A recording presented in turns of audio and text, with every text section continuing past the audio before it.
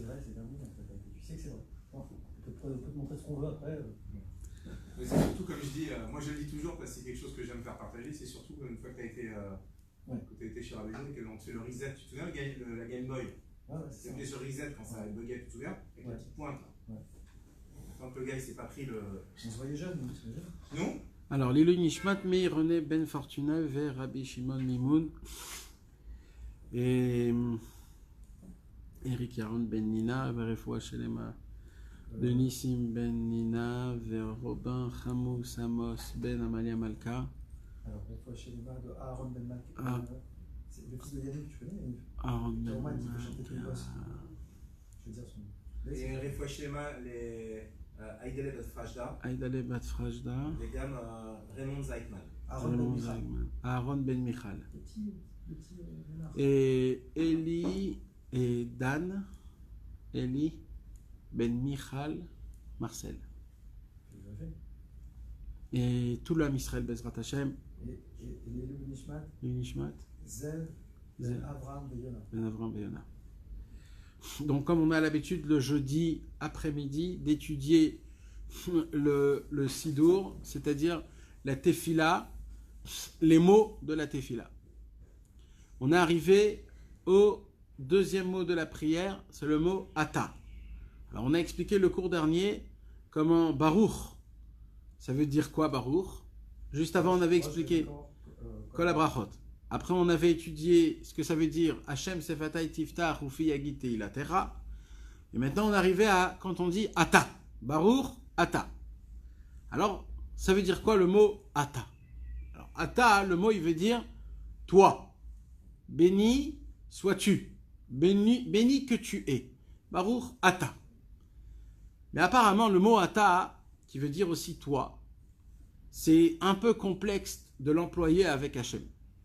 Parce que normalement, quand on dit Ata, quand on dit tu, normalement à quelqu'un, c'est que la personne, elle est devant toi, elle est en face de toi.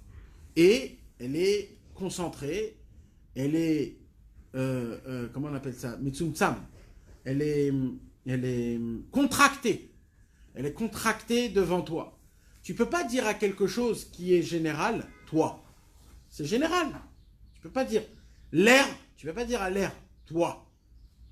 Alors, apparemment, à Kadosh Baruch Hu, quand tu lui dis toi, il y a un problème. Tu peux pas, c'est un contexte qui ne va pas dans le contexte en lui-même. Il ne va pas ensemble. Donc, comment on fait? Comment on fait pour essayer de... Ça voudrait dire quoi, Baruch Ata, quand tu dis Ata? Le mot Ata, il va plus quand c'est un être humain, quand c'est quelqu'un que tu vois, quand c'est quelqu'un que tu peux le montrer avec ton doigt. Ata, c'est de contracter Hachem. Ata, c'est un peu problématique de le prononcer devant Hachem. Alors, ce qu'il faudrait qu'on réfléchisse et qu'on se dise, c'est quoi le mot Ata? Quand tu dis Baruch, Ata. Alors, déjà, avant ça, il y a un chidouche énorme qu'il faudrait essayer de savoir. Ce chidouche-là, il est écrit dans le livre qui s'appelle Avodat Israël. C'est qui a écrit le livre Avodat Israël? C'est le Maggid de Koznitz. Rabbi Israël de Koznitz, c'était un élève du Maggid de Mezrich, qui était à l'époque aussi du Baal Shem Tov. C'était un très, très, très, très grand tzaddik, un tzaddik qui était énorme. Il a même donné une Askama au Likutei Moharan. Il fait partie des tzaddikim qui ont donné l'Askama du Likutei Moharan, donc c'était un grand. Maintenant, lui, il vient et il nous dit dans son livre Avodat Israël, il nous parle au sujet du mot Ata. Quand tu dis dans la Tfila, Baruch, Ata, il pose la question. Il dit comment c'est possible qu'un homme, il a la possibilité de dire à Hachem, Ata. Tu ne peux pas dire à Hachem, Ata. Hachem, c'est quelque chose de grandiose. Hachem, c'est quelque chose qui remplit le monde. Hachem,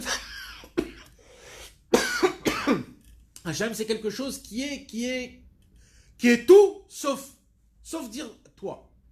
Alors comment, finalement, tu l'expliques? Comment tu le fais rentrer? Alors, le Maggid de Koznitz, il dit, on va essayer d'approfondir. Il y a un pasouk, où dans le pasouk, il y a écrit Ata Kohen Leolam. Ça veut dire quoi, Ata Kohen Leolam? C'est un pasouk dans le Teilim. Ata Kohen Leolam, on dit à Hachem, Hachem, toi, t'es comme un Kohen à l'éternité. Le Kohen, il faisait quoi, le Kohen? il s'occupait du Ham Israël. Il faisait les korbanot. Il faisait en sorte qu'on soit bien avec Akadosh Baruch Hu, le Nachat Ruach. Il maintenait la vitalité au quotidien avec le Ham Israël et le Bet Hamikdash et la spiritualité. C'était un travail qui était... Alors le Maguid de Kojnitz, merci, ça c'est l'explication simple. Ça c'est l'explication simple. Maintenant le Maguid de Kojnitz, il dit maintenant je veux vous expliquer un peu plus profond. Il dit le pasuk qui dit Ata Kohen Leolam, il dit en fait ça nous explique c'est quoi le mot Ata. Ata, virgule, Kohen Leolam. Ça veut dire quoi? Il dit le Kohen, d'où il vient sa mida? Du Chesed. Le Lévi, la Gvura, et Israël, c'est Tiferet, les deux en même temps. Donc le Kohen, c'est quoi? C'est du Chesed. C'est une bonté. En fait, il dit, c'est ça le pshat, il dit le Maguid de Kojnitz. Hachem, toute notre vie jusqu'à l'éternité, on te doit te remercier de ta bonté, le Chesed, qu'on peut dire Ata. Parce qu'en vérité, on n'a pas le droit de dire Ata. Un homme qui fait des actions mauvaises, qui fait des fois des péchés, qui dit des centaines de brachot sans kavana, qui prie sans concentration. On n'est pas top avec Akadosh Baruch Hu. Normalement, le seul qui pourrait dire Ata à Hachem, c'était un homme qui a vraiment la possibilité, qui est bien avec Akadosh Baruch Hu, même Moshe Rabbeinu, ou alors Eliyahu Hanavi Zachor Letov, ou alors des grandes personnes, des personnes où eux, ils sont parfaits avec Hachem. Alors eux, ils peuvent dire à Hachem Ata. Pourquoi? Parce qu'il y a une ressemblance. La personne, elle est vraiment proche de lui. Et comme elle est proche d'Akadosh Baruch Hu, alors elle peut lui dire Ata.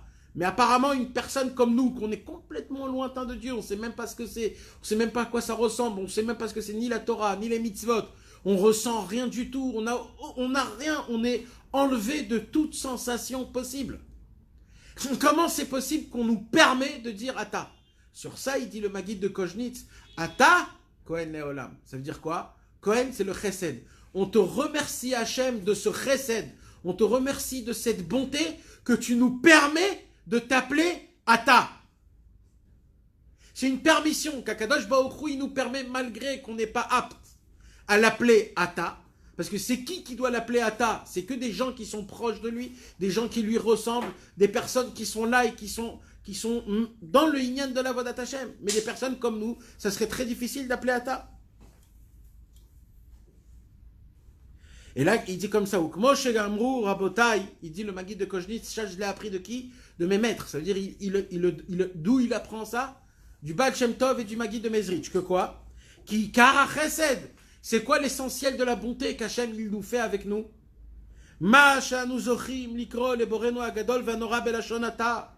Le fait qu'on a la possibilité d'appeler Akadosh Baruch Hu Ata. Et à ce sujet-là, Rabbeinu, dans le Likutei Moharan, dans Ishtaprut HaNefesh, il répète ce Dvar Torah de sa manière. Et Rabbeinu, il dit combien on doit remercier Akadosh Baruch Hu, qu'Akadosh Baruch Hu, il n'a pas été méticuleux avec nous à ce sujet-là. Il n'a pas été médoukdak, il n'a pas été pointilleux à ce sujet qu'on a la possibilité de l'appeler, de lui dire Ata, Chonen, la Adam Dat, ou Melamed, Mamash, de lui parler comme si qu'il était en face de nous, de le parler comme si qu'il est là avec nous, Begova Enaim, comme si qu'il est en face de nous. Parce qu'apparemment, au tout début de la Mida, on dit quoi? On dit à El, à Gadol, à Gibor, à Nora, El Elyon. Tu dis des shvachim, tu dis des shvachim qui sont tellement grands que tu ne peux pas te permettre de dire Ata. Un homme qui est important, comment tu l'appelles? Vous. Et un homme qui est encore plus important, tu fais quoi?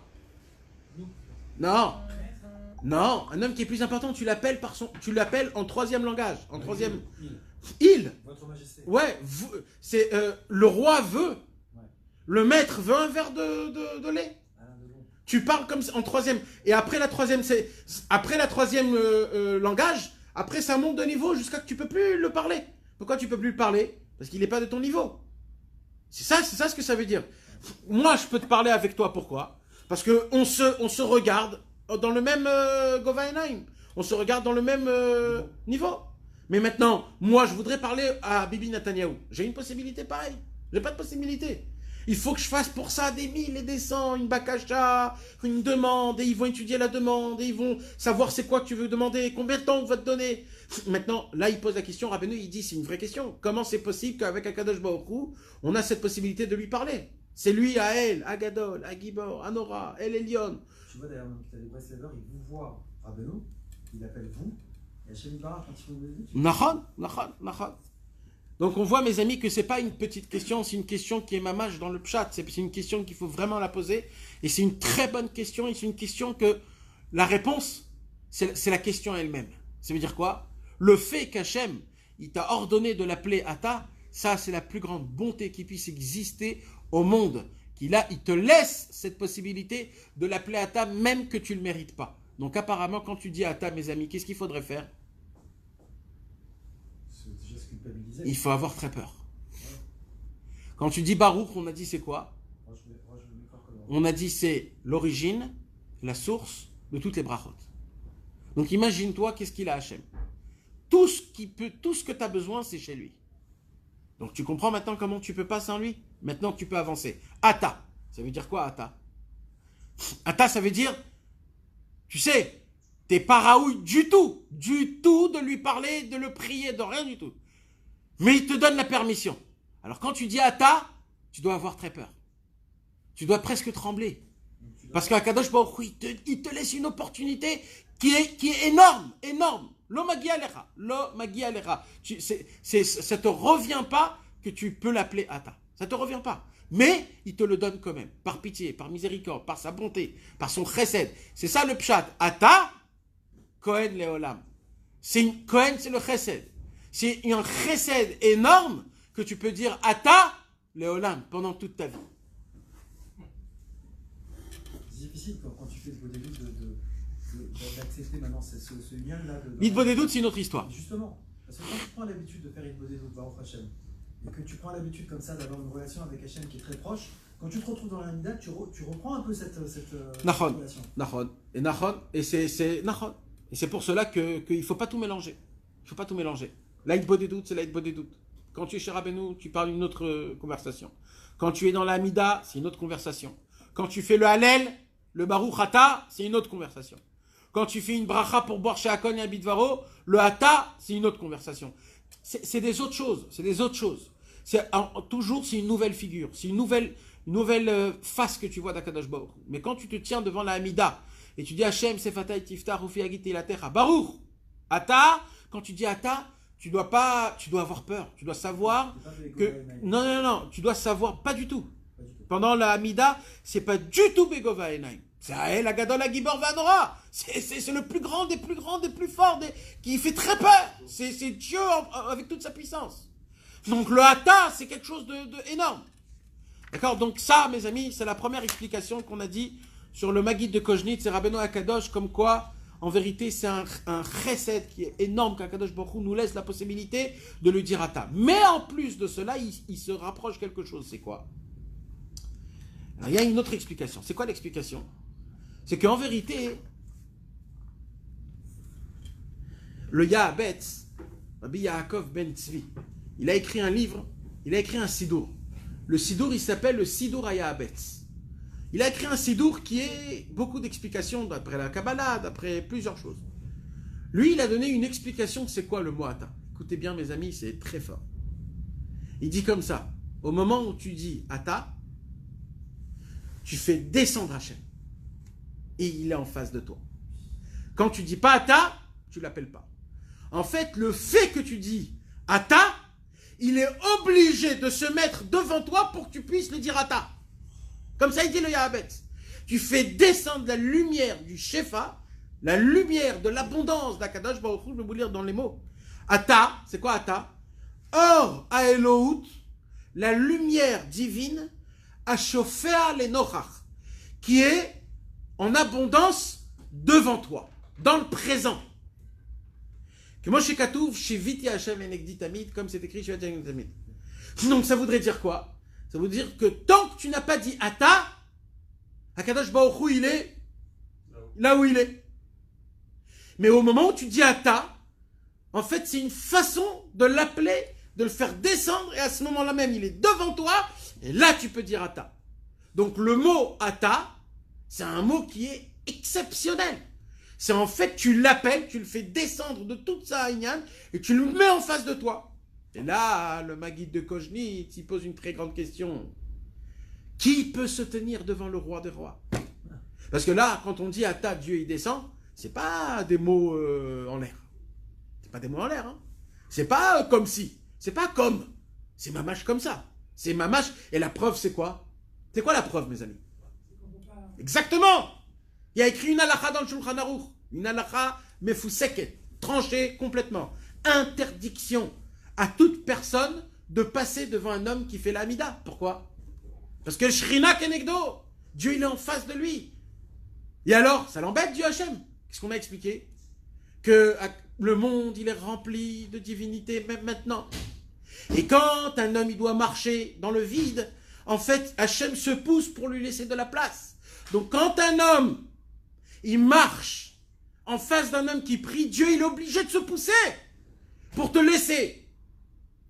C'est ça l'interdiction de passer devant un homme. Et le Zohar, il va encore plus loin. Le Zohar, il va à l'encontre de ce qu'on a expliqué dans la Sagot et le Kout. Il dit quoi? Il dit, c'est pas juste devant qu'on n'a pas à passer. C'est même Batzdadim. C'est même à côté. Parce qu'on a dit qu'Hachem, il est devant et à côté. Comprenez, c'est quoi l'importance? C'est pas stam un mot. Ouais, quand tu dis Ata, Hachem, il descend. Bah, hein? Ouais. Mais tu t'imagines, ça veut dire? Il y a une présence, Dieu, il se contracte, il se descend en présence de ta présence à toi, pendant ces Arba Amot qui sont autour de toi. D'après la halakha, on va dire, on va pas rentrer d'après le Kabbalah. Après la halakha, c'est en face de toi. Quand tu dis Ata, pour que ça soit pas du mensonge, pour que ça soit pas du mensonge, le fait que je dis Ata, j'oblige, Kaviachol, j'oblige Hachem de descendre et il est en face de moi. Parce qu'on peut pas obliger Hachem. On peut pas. Alors, mais c'est pareil, ça veut dire, c'est comme ça, c'est la façon de comment tu fais descendre Hachem. Et à chacun, il descend pour lui. Ça veut dire, moi j'ai le mien, toi tu as le tien, chacun il a le sien. C'est le même, mais c'est une présence spéciale qui t'appartient à toi. Et là, il pose la question, le Maguide de Kojnitz, qui nous explique le mot Ata dans la prière. Il dit, si c'est comme ça, ben mec, que Dieu il est vraiment là, mamache. Jusqu'à qu'il y ait une halakha où on te dit, t'as même pas le droit de passer. C'est pas, ça aussi, mes amis, il y a beaucoup de gens qui sont pas macpit sur ça. Ça fait tellement mal au cœur. Celui qui est pas macpit dans ça, c'est comme si qui dit Hachem, il est pas là. Tu parles dans le vide, frérot. Tu fais rien du tout. C'est très grave. Pour le chazan aussi? Pour tout. Même pour un enfant. Même un enfant. Il fait la chazan, le chazan? Mais vadaï. Même un enfant, il te dit. Même un enfant, même une femme. Il y a la teva. Je savais qu'il y avait la présence d'Hachem. Et quelqu'un il est passé, il ne savait pas. Non, c'est pour celui qui passe. Pas pour toi. Toi, quand lui il passe, il est à côté Hachem Yitbarach. Tu l'as à côté parce qu'il t'entoure. Il est dans tes côtés. D'après le Zohar HaKadosh, il t'entoure complètement. Mais comme nous, on parle les nochar, c'est-à-dire au présent, et quand on dit Baruch Ata, normalement, je ne parle pas à un mec qui est là quand je dis Ata. Je parle à un mec qui est en face de moi. Alors quand Kadosh Baruch Hu, maintenant il est en face de moi, quand il y a quelqu'un qui passe, en fait il est en train de faire quoi? Il me casse ma prière en me disant, il n'y a rien. Et ça, c'est un pogam de Emouna très, très, très grand. Alors c'est très important d'être makpid sur ça, mes amis, Béhémet. Par exemple, de ne pas commencer une amida en plein milieu d'Achoul. Pourquoi? Parce que tu sais qu'il y a des gens qui vont passer. Tu peux pas maintenant aussi te mettre là où tu veux et... Il y a des gens, par exemple, ils se mettent à l'entrée de la porte. Tout celui qui rentre et qui sort... Alors là, c'est qui le fautif, là? C'est le monsieur. Parce que, comment tu veux que je fasse, moi? Donc c'est important, c'est pour cela qu'il y a écrit dans la halakha, même dans la Gemara, c'est écrit. Un homme, il faut qu'il prie où il n'y a pas de ratzitza. Il faut qu'il prie dans un endroit, c'est assez haut, où on ne va pas passer à côté de toi. Alors je lis dedans, et je vais vous lire le Shulchan Aruch. Qu'est-ce qu'il dit le Shulchan Aruch sur le mot Ata? Amit Palel, le juif qui prie. Tsarir Sheyechaven, il a l'obligation de se concentrer. Belibo, dans son cœur. Pirouche Amilot Shemotzi Bispatav. L'explication des mots qui sortent de sa bouche. Comme ça, il nous dit. Première chose. La première chose, c'est quoi? C'est d'essayer de s'efforcer à comprendre ce que tu dis. Ce que tu comprends, tu comprends. Tu comprends pas, alors une autre fois. Mais au moins, ce que tu comprends. Et là, comme on est en train d'étudier, mes amis, la première bracha de l'Amida, c'est très conseillé de connaître au moins la première bracha. Elle est tellement facile. Elle est facile. C'est des shvachim, c'est des louanges. C'est juste... Alors là, est-ce qu'on parle? C'est au moins, la première chose, c'est la kavana. La kavana la plus simple, d'être au courant de ce que tu es en train de dire. Deuxième chose, Veyarshov, il faut qu'il se met dans sa tête, chez Shrina Kenegdo, que la Shrina, elle est en face de lui. Ça veut dire, ce que je vous ai dit tout à l'heure, le Yahabetz, ce qu'il a dit. Qu'est-ce qu'il a dit le Yahabetz, mes amis? On a dit tout à l'heure. Le Yahabetz, il a dit que quand on dit Ata, on attire Dieu en bas. Alors tu peux me dire, ouais, le Yahabetz, c'est le seul qui l'a dit. Peut-être oui, peut-être non, peut-être les tzadikim, peut-être pas moi. Là, le Shulchan Aruch, qui est fait pour tout le Ham Israël, il te l'écrit noir sur blanc en te disant, sache une chose, quand tu pries, Dieu, il est devant toi. Il descend de là où il est, il descend, il te regarde et il te parle. Et il t'écoute. Veyarshov, et il est obligé de se mettre dans sa tête. Qui il doit se dire, si je devrais parler devant un vrai roi, le roi du Maroc, le roi d'Espagne, le roi de Monaco, je sais pas, un roi, Ayam et Sader Dvarav, c'est certain qu'il aurait présenté sa demande ou d'une manière très importante, très belle, très...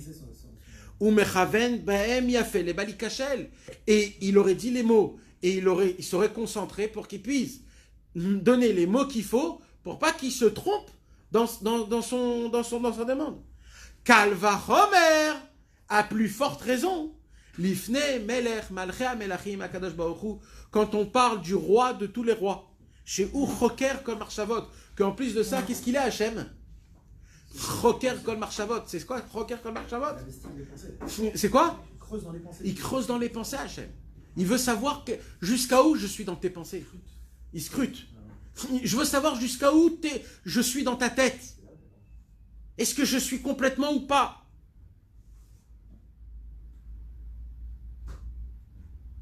Vous comprenez, mes amis? Vous comprenez que c'est quoi l'importance? Et ça, c'est du Shulchan Aruch. Troisième explication de c'est quoi le mot Ata. Ça, c'est qui l'explique? C'est aussi le Maguid de Mezrich.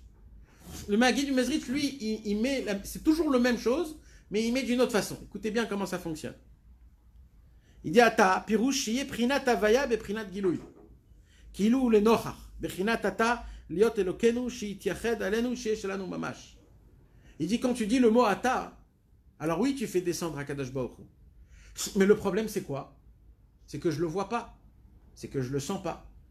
C'est que j'arrive pas à ressentir. Voilà. J'ai la possibilité de dire Baruch Ata Hashem Elokeinu Melech Haolam en vite fait, comme si que ça ne fait rien. Alors, il dit quoi? Il dit en fait, la vraie kavana de Ata, c'est quoi? Et ça, mes amis, c'est le sikoum. C'est ça le résumé, et c'est ça le plus important. La vraie kavana de Ata, c'est ce que je vais dire tout de suite. Parce que ça englobe tout. C'est quoi? C'est que je dois me dire, de la même façon que quand je dis Ata, devant un être humain, le monsieur, il est devant moi. D'accord? Je dis pas Ata quand la personne, elle est au fond. Je dis Ata quand il y a quelqu'un qui est en face de moi, je lui dis Ata. Quand je te parle, je te dis Ata, Rotse Machou. Quand je dis Ata, Rotse Machou, le monsieur, il n'est pas au fond. Le monsieur, on a un contact. Il est en face de moi, il me regarde, on parle, on est là. Alors il dit, le Maguid de Mezrich, il dit de cette manière exactement, quand tu dis Baruch Ata, c'est quoi la kavana que tu dois avoir? C'est d'avoir la pnimiyut marshava, c'est-à-dire au plus profond de ta pensée, tu dois te dire que là, de la même manière que quand je dis Ata, en être humain, la personne elle est devant moi, quand je dis Ata maintenant, Hachem, il est devant moi. Comment? Parce que quand j'ai dit Ata, j'ai obligé à Hachem de descendre de là où il est pour qu'il se tienne devant moi. Donc le mot Ata, en fait, il te prépare à quelque chose, à un travail qui est énorme, qui est très dedans, qui est pnimi, qui est intérieur, que ce travail-là, ça va t'aider énormément pour la kavana. Parce qu'au moment où tu comprends, parce que Rabbeinu, il a dit, le seul problème pour la raison laquelle on n'arrive pas à être mechaven dans la tfila, c'est quoi? C'est qu'on n'est pas ma'amine que Hachem il nous écoute et qu'il est à côté de nous. C'est que ça le problème. Il n'y a pas d'autre problème. Il dit, Rabbeinu, c'est ça la racine de tous les problèmes.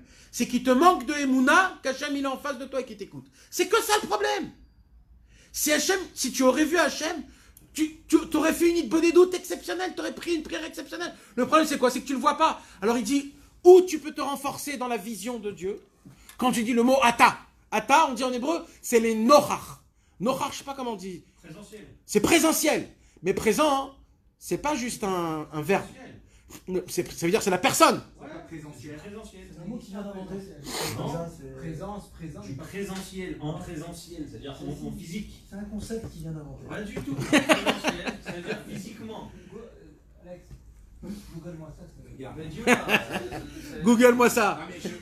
le Rav Google, il peut dire ce qu'il veut. Je te dis, en présentiel, c'est-à-dire physiquement. C'est vrai, t'as un entretien. Présentiel, non, il a raison, monsieur.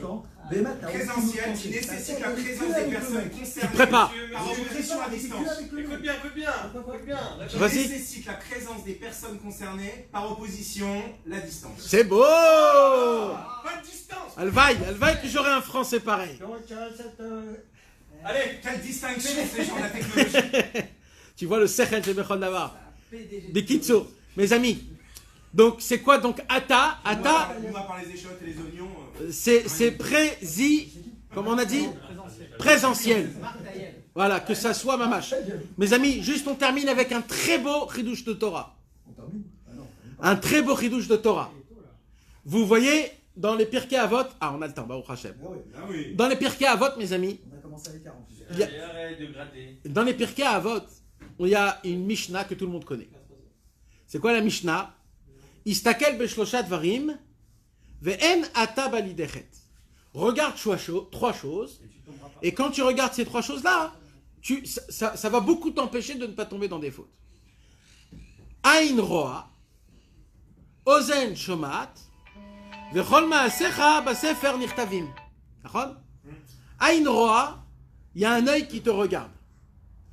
Ain roa, ozen shomat, vechol ma'asecha basefer nichtavim. Et il y a une autre Mishnah, dans les Pirkei Avot aussi, qui te dit Me'ain bata, le'an ata olech, ve'lifne mi ata atid liten din vecheshbon. Alors, Me'ain bata, d'où je viens? Je viens d'où? Une semence, rien du tout. J'étais rien du tout. Le'an ata olech, en poussière. Quand je vais mourir, mon corps exceptionnel, on va l'enterrer et ça va devenir de la poussière. Alors, tout le bruit que tu as fait dans ta vie, tout ce que tu as pu faire, les révolutions, Napoléon, je sais pas quoi, il ne reste plus rien de toi. Il n'y a plus rien.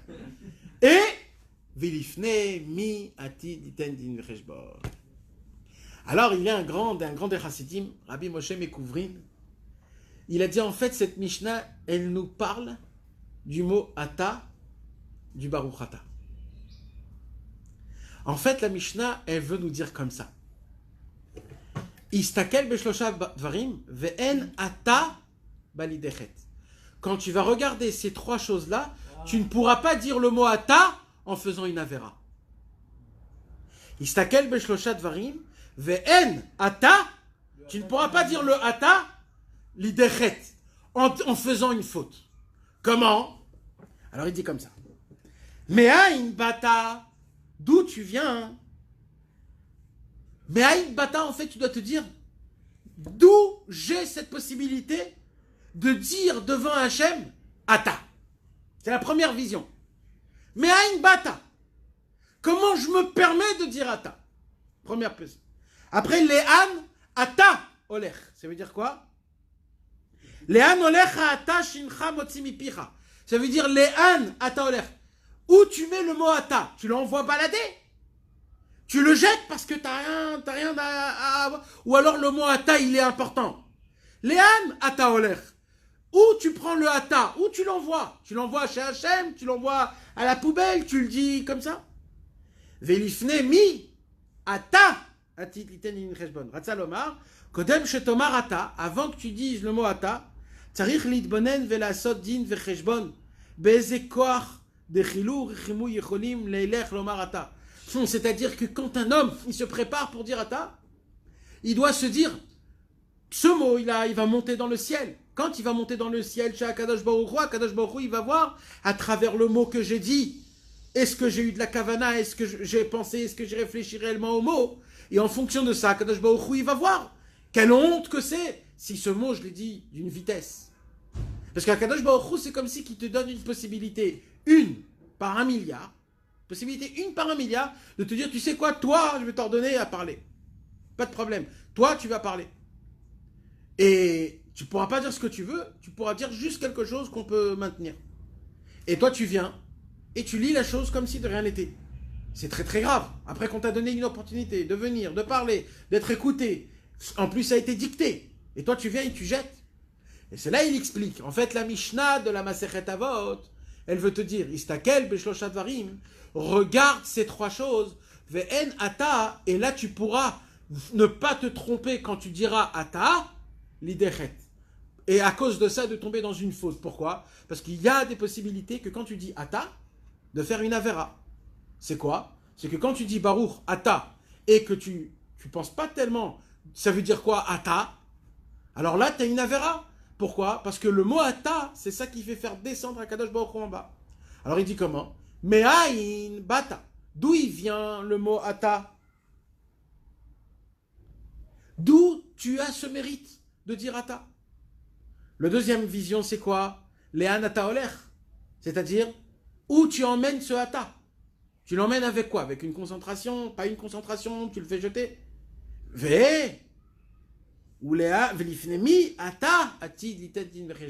Quand le mot ata il va monter dans le ciel, Kadosh Baruch Hu, il va voir le mot ata et il va le voir.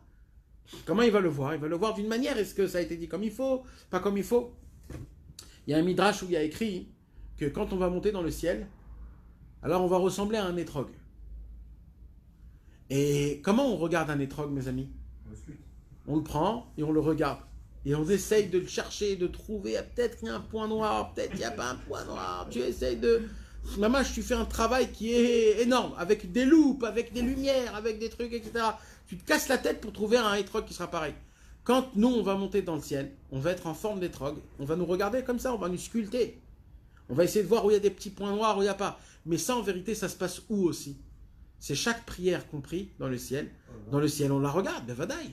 On la regarde, parce que les anges, eux, ils veulent pas emmener une prière qu'il y a des points noirs, qu'il y a des choses problématiques. C'est un problème. C'est pas kavod à Kadosh Baruch Hu. Notre prière, elle va pas directement chez Hachem. Elle passe dans des endroits, elle monte des cieux, elle va dans des palais, des palais. Le Pardes Rimonim, Rabbi Moshe Cordovero, il a dans un pérec de son livre Pardes Rimonim, il nous explique exactement le chemin de par où la prière elle va, depuis qu'elle sort de notre bouche, jusqu'à où elle monte jusqu'à Akadosh Baruch Hu. Quand tu lis le chemin qu'elle doit passer, tu te dis, oh là là là là là là, je ne sais pas si dans ma vie, une fois, ma prière elle est arrivée chez le droit. Ça passera déjà, non? Non, mais mis à part, je te parle quand ça arrive dans le ciel. Ça monte dans des endroits où il y a une armée en entière d'anges, que le travail de ces anges-là, c'est de sculpter la prière. Est-ce que la prière elle est bonne? Après, elle laisse monter. Alors comment on fait? C'est pour cela que Rabbeinu, il nous a donné un conseil qui est énorme. C'est quoi le conseil de Rabbeinu? C'est de dire Areni Mekacher et Tatzmi. Je m'attache au tzaddik authentique. Le tzaddik authentique, c'est quoi son travail? Son travail, c'est d'être un postier. Il prend ta prière et il travaille, il l'emmène dans un endroit. Il la fait passer par un endroit. C'est comme une lettre à la poste. Quand tu envoies une lettre à la poste, elle peut arriver 2 semaines plus tard. Elle peut être perdue. Elle peut être, on peut l'ouvrir, regarder ce qu'il y a dedans. On peut lire ce qu'il y a dedans. Ça passe, beaucoup de choses. Elle peut être perdue complètement parmi tout ce qu'il y a. Par contre, quand tu payes un peu plus et tu dis non, je veux un chaliard qui m'emmène jusqu'à la maison, tu sais que là, il y a un monsieur spécial, il vient prendre ta lettre, il la met dans sa poche et tout son travail, lui, son objectif, c'est d'arriver chez toi à la maison et te la donner en main propre. C'est ça le travail de Rabbeinu. C'est ça le travail des tzadikim. Ils prennent ta prière, quand tu dis Areni Mekacher et Tatzmi, je m'attache, je prends la tfila, il la prend, et il monte d'endroit à endroit, de palais à palais, et à chaque fois qu'on lui dit tu peux pas passer, il dit non, moi je peux passer. Et ça monte d'un endroit en endroit. Maintenant, si c'est comme ça, alors j'ai pas besoin d'avoir de la kavana. Pas besoin. Alors le problème c'est quoi? C'est là, cette fois-ci, c'est à qui tu vas faire honte? C'est là, c'est au tzaddik. Donc maintenant, ton problème, c'est envers le tzaddik. Parce que le tzaddik, il va te l'emmener ta prière. Mais quand le tzaddik, il va donner à Hachem Itbarach cette prière qui n'est pas spéciale, le Hachem, il va lui dire, c'est beau, c'est bien. Qu'est-ce que tu m'as emmené là? Ah oui, qu'est-ce que tu m'as emmené? C'est pour cela que s'il voit dans les mots qu'on veut faire un effort, on veut être mechaven, on veut avoir la kavana comme il faut, dans les mots, même si je ne suis pas été mechaven les mots, il y a la kavana que je veux avoir la kavana. Parce que même quand tu as un cachère, tu veux être mécachère avec le... Et ça aussi tu peux le faire avec... tu peux le faire malheureusement, aujourd'hui on le fait très machinalement. Voilà, c'est très machinalement. Je ne sais même pas si on a la kavana de dire vraiment Rémi, Mekacher et Tatsmi. Malheureusement c'est un problème. Il faut avoir la vraie kavana de s'attacher au tzaddik Haemet et qui prenne ma prière et qui s'occupe de ma prière et que cette prière elle puisse faire des fruits et monter dans le ciel et que je puisse obtenir ce que j'ai besoin d'obtenir et ainsi de suite et ainsi de suite. On a le droit de s'imaginer ça?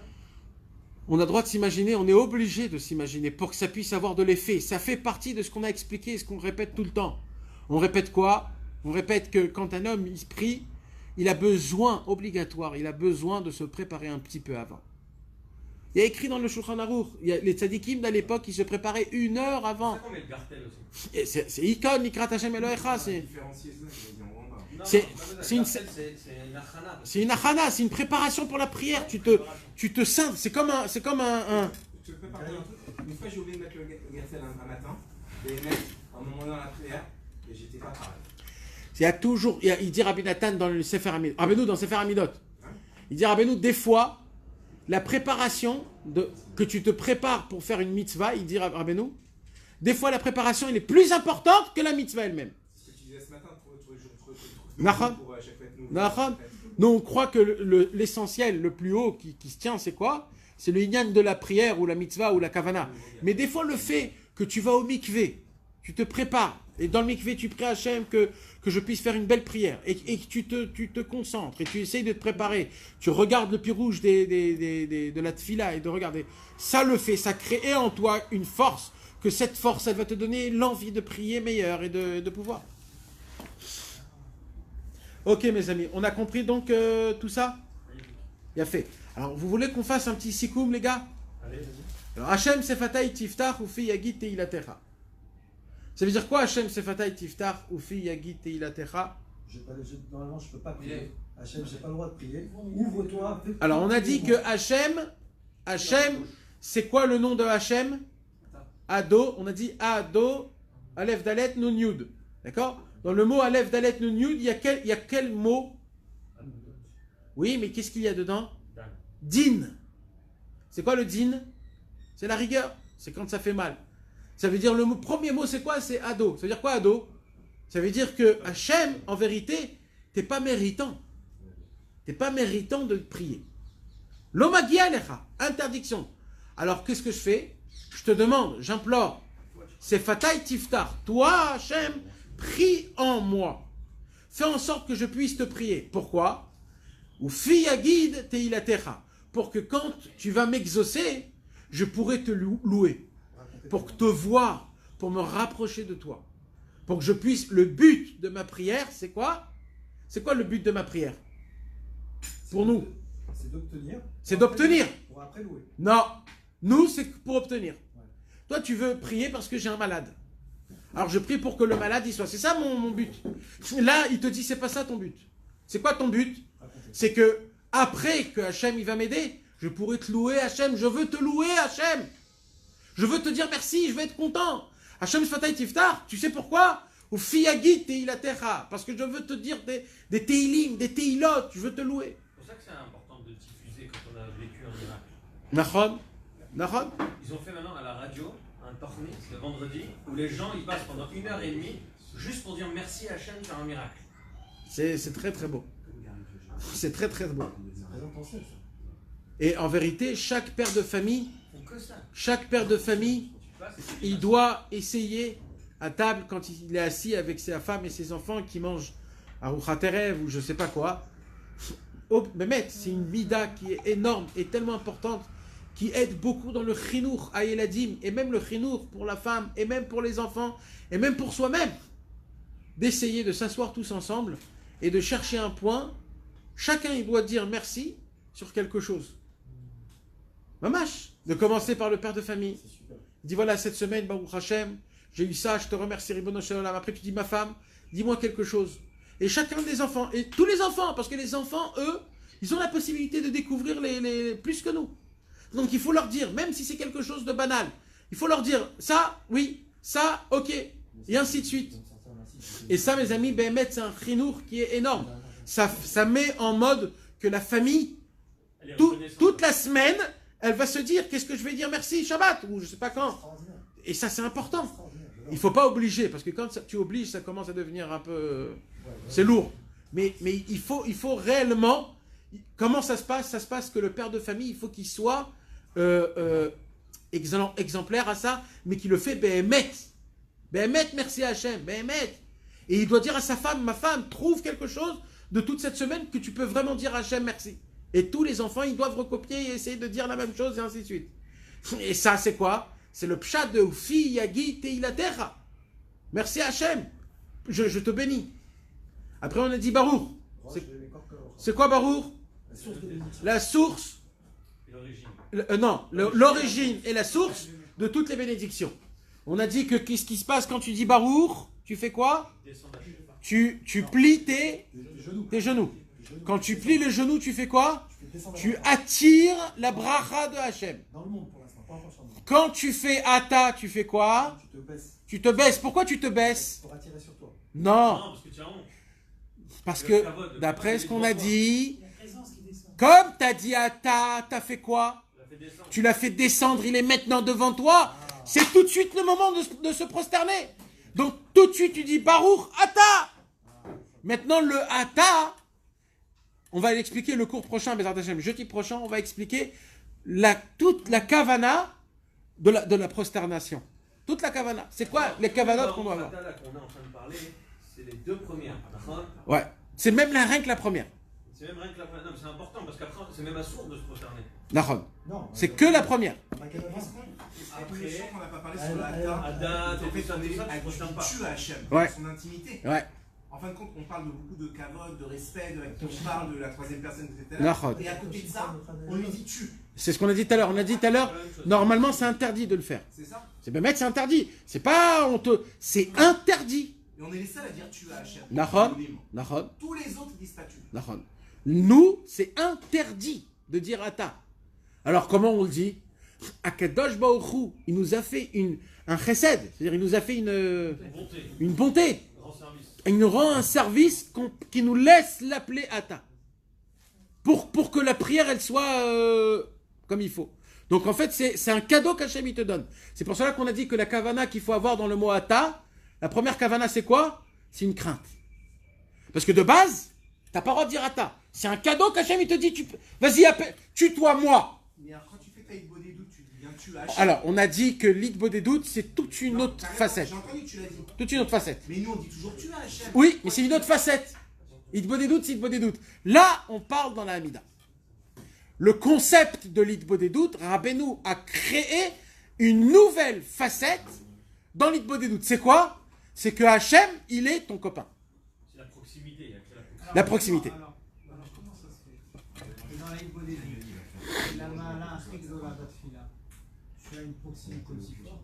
Et que dans la prière, qui est moins, tu es dans le côté révérentiel et mer. C'est justement ça la réponse. C'est quoi la grandeur d'une prière? Béhémet, C'est le cœur. Laurent. La proximité. C'est quand Hachem, il est avec toi, Begova Enaim. C'est ça, c'est pour ça que c'est la plus grande prière. Quand je prie un très grand roi, je me dis, je suis zéro, je suis rien du tout. Ok. Mais pourquoi Hitbodedut, c'est tellement puissant?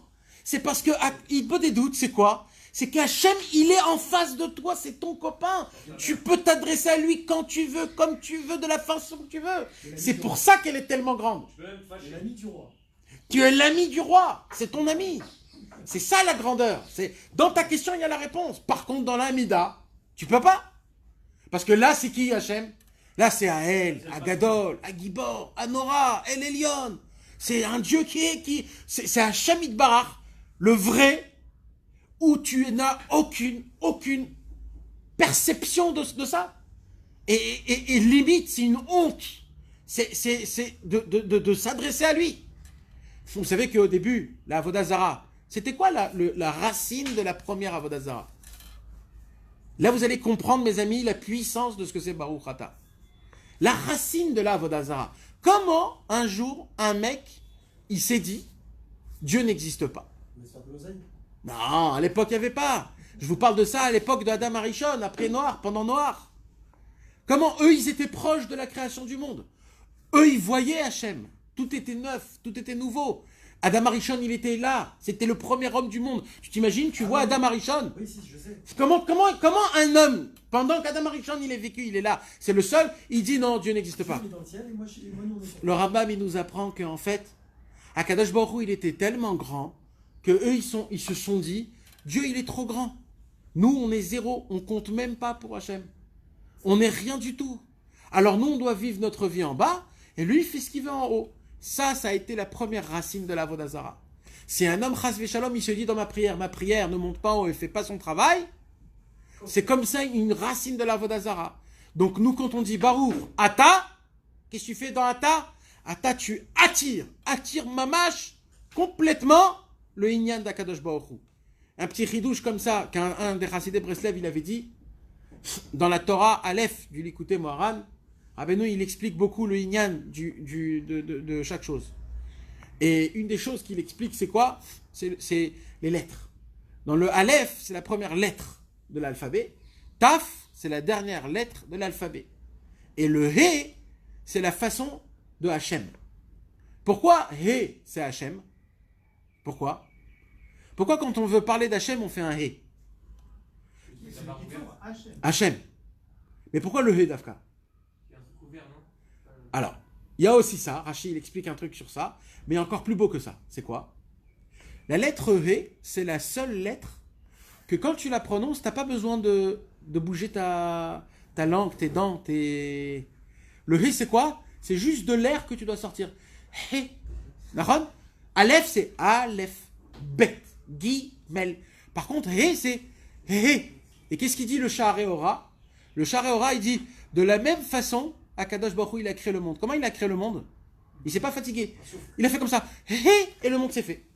C'est pour ça que le He, c'est le nom d'Hachem. Alors il dit comme ça. Quand tu dis Ata, tu fais quoi? Avec quoi Hachem, il a créé le monde? Il a écrit Bekoar Maasav, il guide les hameaux.